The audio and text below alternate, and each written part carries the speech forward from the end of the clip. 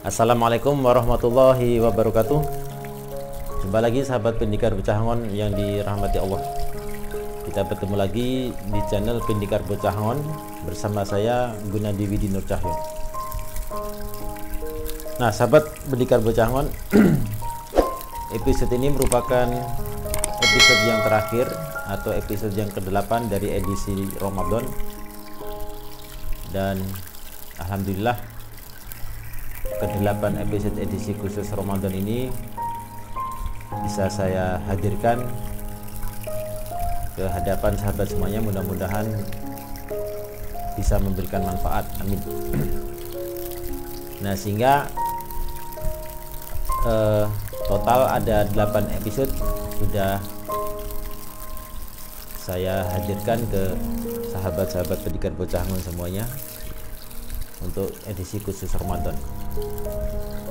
Nah sahabat Pendikar Bocahangon, pada episode kali ini saya mengajak sahabat untuk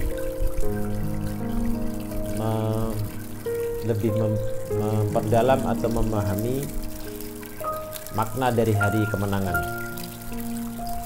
Nah setelah kita melalui perenungan di 10 malam terakhir, maka di akhir bulan Ramadan setelah kita selesai melaksanakan ibadah puasa di bulan Ramadan ini, maka kita akan memasuki bulan Syawal. Nah bulan Syawal ini juga sering diistilahkan dengan hari kemenangan. Nah kenapa begitu masuk 1 Syawal ini kita istilahkan dengan hari kemenangan? Nah sebagaimana yang sudah sama-sama kita ketahui sahabat, begitu kita masuk bulan Syawal atau 1 Syawal, semua orang bergembira tanpa kecuali, mulai dari yang dewasa sampai anak-anak semuanya bergembira. Begitu pagi kita berkumpul di lapangan untuk melaksanakan sholat Id, semuanya bergembira. Tapi walaupun semuanya bergembira, bisa jadi motivasinya berbeda-beda. Nah ada yang kegembiraannya itu karena telah selesai melaksanakan ibadah puasa. Jadi begitu 1 Syawal bisa bebas makan, yang tadinya makan siang tidak boleh, maka mulai hari itu boleh makan. Sehingga seolah-olah yang selama 1 bulan ini sudah susah payah berpuasa, begitu masuk Syawal ini bergembira karena sudah bisa makan normal. Jadi kegembiraannya, motivasinya karena sudah terbebas dari kewajiban. Nah itu kemungkinan alasan pertama. Nah kegembiraan yang kedua adalah gembira karena punya baju baru. Nah cuma ini biasanya ya untuk anak-anak ya, seperti termasuk saya dulu waktu anak-anak ya, begitu lebaran gembiranya bukan main karena bajunya banyak yang baru, sepatunya baru. Nah itu kegembiraan di kalangan anak-anak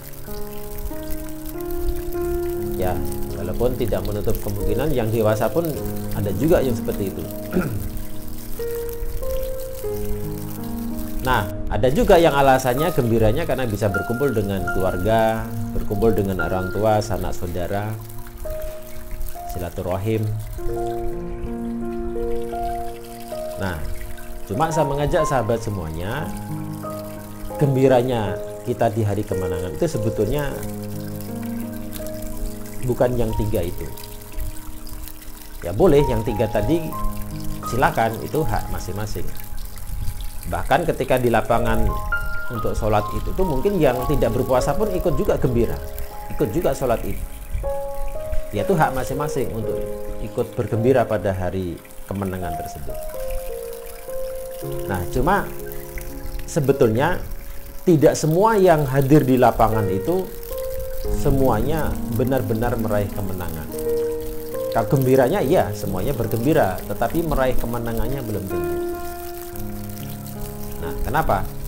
Karena kegembiraan yang sebenarnya ketika 1 Syawal itu adalah kegembiraan karena telah meraih kemenangan setelah kita berperang melawan hawa nafsu.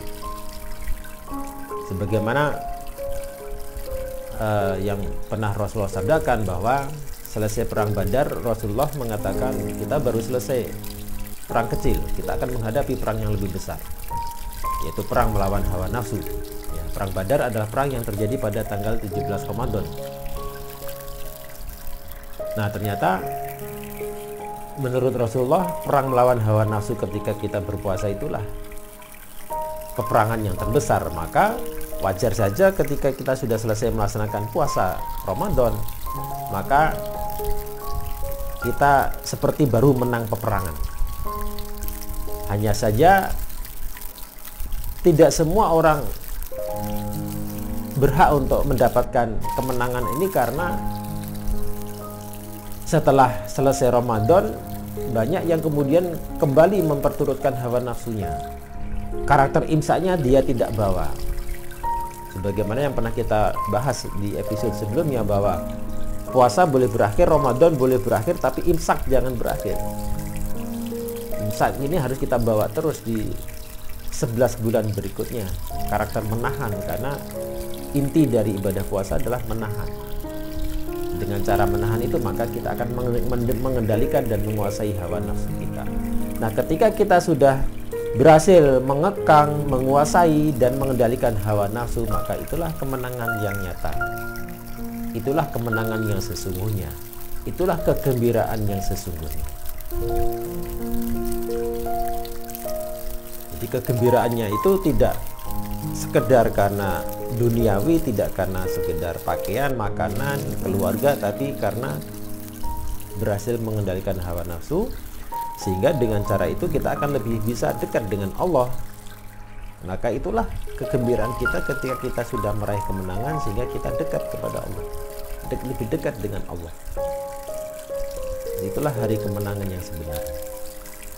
Maka yang dikatakan meraih kemenangan itulah mereka yang berhasil mengendalikan hawa nafsunya, masih terus membawa karakter puasa, karakter imsak ini di sepanjang hari setelah bulan Ramadan sampai datang bulan Ramadan berikutnya. Konsisten. Itulah yang berhasil meraih kemenangan. Nah, maka mudah-mudahan sahabat Berdikar Bocah Ngon semuanya, kita akan bisa mencapai ke derajat itu, ke tingkatan itu, ketika kita terus konsisten selama bulan-bulan berikutnya untuk selalu menjaga imsak kita, sehingga kita terus bisa mengekang nafsu kita, mengendalikan nafsu kita, bukan nafsu yang mengendalikan kita. Nah, ketika kita sudah bisa mengalahkan hawa nafsu, maka itulah kemenangan. Seperti halnya bangsa Indonesia yang berhasil mengusir penjajah. Kalau kita sudah berhasil mengalahkan penjajah, maka kita telah menang, kita telah merdeka. Nah, dalam hidup kita itu kita sering dijajah sama nafsu kita, baik dengan sadar maupun tanpa sadar. Maka ketika nafsu sudah kita tundukkan, sudah kita taklukkan, maka kita sudah merdeka, sudah berdaulat terhadap diri kita sendiri. Maka itulah khalifah yang mampu mengendalikan diri sendiri. Nah, itulah makna hari kemenangan yang insya Allah sebentar lagi akan kita lalui, yang insya Allah akan jatuh pada hari Minggu. Maka mari kita lebih memperdalam pemahaman kita kita ambil esensi dari makna hari kemenangan ini di bulan Syawal tersebut, supaya kita tidak salah sasaran. Ya, kegembiraannya bukan hanya kegembiraan dunia semata, tetapi kegembiraan yang membawa kita kepada kedekatan kita kepada Allah Subhanahu wa Ta'ala. Nah, itulah sahabat pembahasan singkat kita tentang hari kemenangan, dan sedikit saya tambahkan sahabat, ini untuk meluruskan apa yang selama ini sudah dianggap sebagai suatu kebenaran, bahwa tradisi kita selama atau pada saat Lebaran adalah saling bermaafan. Nah, kalimat yang paling populer untuk minta maaf kepada saudara-saudara kita atau teman-teman kita adalah minal aidin wal faizin. Nah, ini yang sudah menjadi salah kaprah. Banyak orang mengatakan minal aidin wal faizin, tapi niatnya untuk minta maaf. Kita bertemu dengan seseorang, bersalaman tangan, mengucapkan minal aidin wal faizin, yang maksudnya adalah untuk minta maaf. Padahal arti kalimat dari minal aidin wal faizin itu bukan untuk minta maaf. Itu adalah salah kaprah dari kartu lebaran yang dulu sudah jadi tradisi. Ya, di dalam kartu lebaran itu selalu dituliskan mohon maaf lahir batin, minal aidin wal faizin, mohon maaf lahir dan batin. Jadi asumsi orang seolah-olah minal aidin wal faizin itu artinya mohon maaf lahir dan batin. Apalagi di situ ada kata wal juga. Nah, padahal bukan itu artinya. Nah, ini yang harus kita luruskan supaya kita tidak mengamalkan sesuatu tanpa ilmu. Ya, kita harus ada ilmunya. Nah, apa arti sebenarnya minal aidin wal faizin? Arti kata minal aidin wal faizin itu adalah kembali kepada kesucian dan meraih kemenangan. Jadi aslinya minal aidin wal faizin itu adalah sebuah doa, sahabat. Doa yang kita ucapkan ketika kita yang dicontohkan oleh Rasulullah ketika masuk bulan Syawal itu adalah saling mendoakan. Kalau doa yang dicontohkan Rasulullah adalah taqabbalallahu minna wa minkum. Nah, minal aidin wal faizin ini adalah tradisi kita, khususnya di Indonesia ini. Nah, cuma sudah salah kaprah. Nah, jadi sebenarnya minal aidin wal faizin ini adalah sebuah kalimat yang menunjukkan adanya transisi, adanya suatu perubahan, metamorfosis. Minal aidin wal faizin. Setelah kita melaksanakan puasa selama 1 bulan, ya, kita akan kembali kepada kesucian. Itu tahapannya. Ya, jadi nggak langsung kemenangan, tetapi dari proses puasa kita kembali kepada kesucian karena kita telah berhasil mengendalikan hawa nafsu, hati dan jiwa kita sudah bersih. Maka setelah bersih ini minal aidin wal faizin, dari kesucian maka menuju kemenangan. Maka tidak semua orang bisa menang. Yang berhak untuk menang itu adalah mereka yang ketika melaksanakan ibadah puasa itu bisa membawa kepada kesucian hati. Tapi kalau setelah puasa Ramadan hati masih juga kotor, masih juga suka bergunjing, masih juga suka berbohong, masih juga menzalimi orang lain, maka sucinya saja nggak dapat, apalagi kemenangan.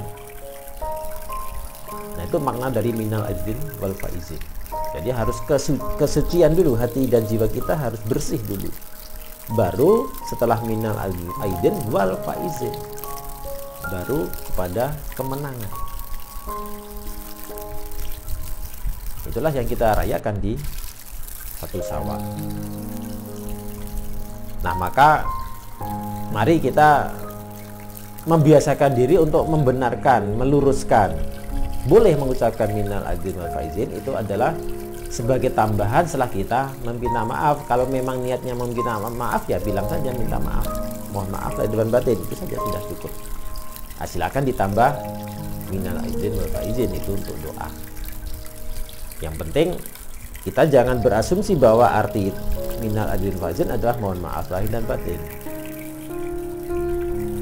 Nah, supaya salah kaprah ini tidak turun temurun nanti ke anak cucu, salah semua nanti. Nah, demikian sahabat, mudah-mudahan apa yang sampaikan ini bermanfaat untuk diri saya sendiri dan untuk sahabat pendidikan Bocah Ngon semuanya. Nah, untuk mengakhiri jumpa kita, saya Gunadi Widi Nur Cahyo pada episode terakhir edisi Ramadan ini mengucapkan mohon maaf lahir dan batin kepada sahabat pendidikan Bocah Ngon semuanya. Mudah-mudahan Allah mengampuni dosa-dosa kita semuanya dan menerima amal ibadah kita. Amin. Nah, terima kasih sahabat telah mengikuti channel Pendidikan Bocah Ngon khususnya edisi Ramadan ini, dan ini merupakan edisi terakhir dari edisi Ramadan. Dan untuk minggu depan kita akan kembali kepada jadwal yang biasa tayang seminggu sekali, yaitu setiap hari Jumat. Nah, demikian, kita akan jumpa lagi di episode mendatang dengan topik yang berbeda, dengan tema yang berbeda, dan tetap di channel yang sama, channel Pendikar Bocah Ngon. Semoga Allah selalu menjaga dan melindungi kita. Kita akhiri dengan Assalamualaikum warahmatullahi wabarakatuh.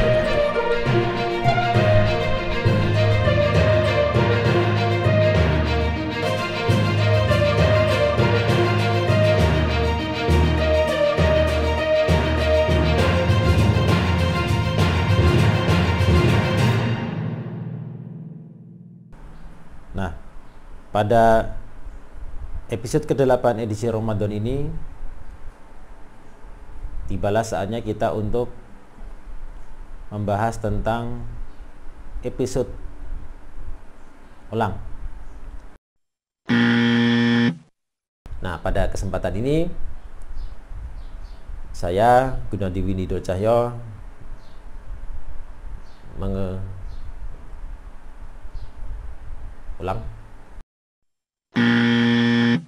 Nah, pada kesempatan ini saya Gunadi Widi Nur Cahyo mengucapkan selamat